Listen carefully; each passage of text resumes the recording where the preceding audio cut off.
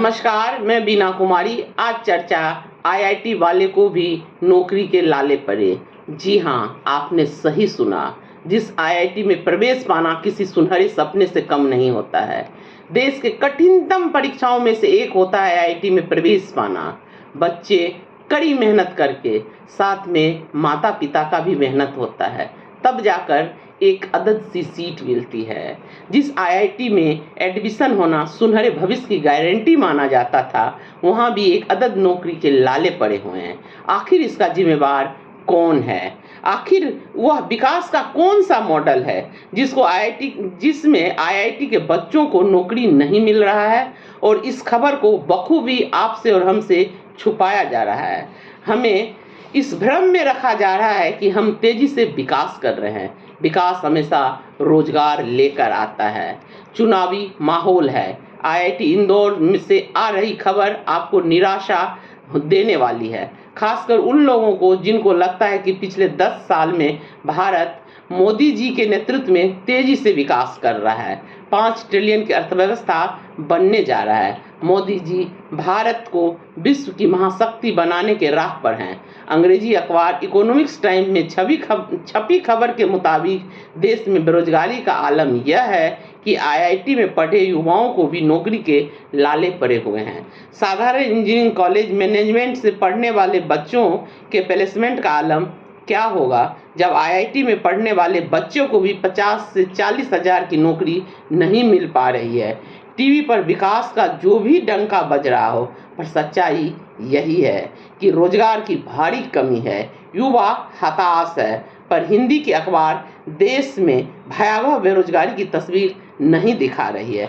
जिस आईआईटी का नाम सुनते ही लोगों के जहन में मोटी तनख्वाह घूमने लगता था, उसी आईआईटी इंदौर के प्लेसमेंट ऑफिसर प्रोफेसर सुहासी ने टाइम्स ऑफ इंडिया से बातचीत में बताया कि 2024 में जो बच्चे बीटेक कर रहे हैं उनको प्लेसमेंट करना एक चुनौती है। वैश्विक अर्थव्यवस्था की धीमी होने के कारण बहुत कम कंपनियां प्लेसमेंट के लिए आ रही है, जबकि पिछले साल इससे बेहतर माहौल था। आईआईटी इंदौर अपने पूर्व छात्रों से भी संपर्क कर रहा है ताकि 2024 में पास कर रहे बच्चों को नौकरी लग सके। सरकारी कंपनी से भी आग्रह किया जा रहा है। आईआईटी इंदौर के कैंपस में आकर युवाओं को रोजगार दे। याद कीजिए वह दौर जब आईआईटी ग्रेजुएट सरकारी नौकरी की तरफ देखना भी पसंद नहीं करते थे। आज उनके प्लेसमेंट ऑफिसर पीएसयू से आग्रह कर रहे हैं कि अपने छात्रों के लिए नौकरी मांग रहे हैं। यह हाल केवल आईआईटी इंदौर का ही नहीं है।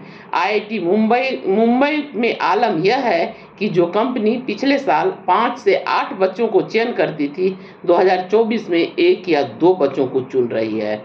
कई आईआईटी में पैकेज 6 लाख से 8 लाख तक है।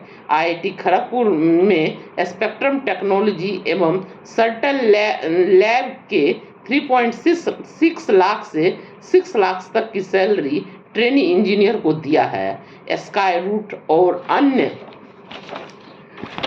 अन्य कंपनी के अपने स्टार्टअप के सेक्टर में भर्ती तो कम किया ही है, सैलरी भी कम कर दिया है। आईआईटी जैसे संस्थानों का आलम यह है कि बच्चों को जो नौकरी मिल रही है उसको हाथ से नहीं जाने देना चाहते हैं, चाहे उसका वेतन 6 लाख सालाना ही क्यों न हो।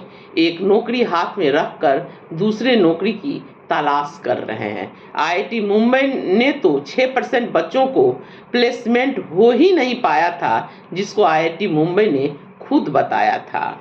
आईआईटी दिल्ली में 1814 बच्चों जो office of placement career service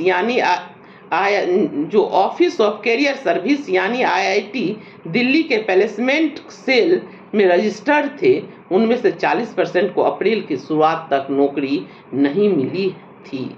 जिस आईआईटी में एडमिशन होना सुनहरे सपने से कम नहीं माना जाता है। एक बार इस बारे में सोचिए जरूर। हम आईआईटी की फीस भी मोटी रकम देते हैं और फिर हमारे बच्चे बेरोजगार हैं। एक बार धर्म से ऊपर उठकर रोजगार पर सोचिए। आज आलम यह है देश का कि देश के प्रधानमंत्री धर्म के नाम पर देश को बांट रहे हैं।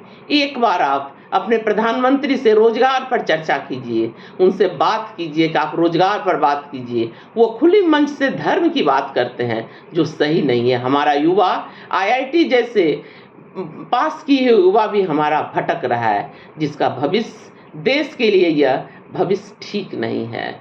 धन्यवाद, नमस्कार।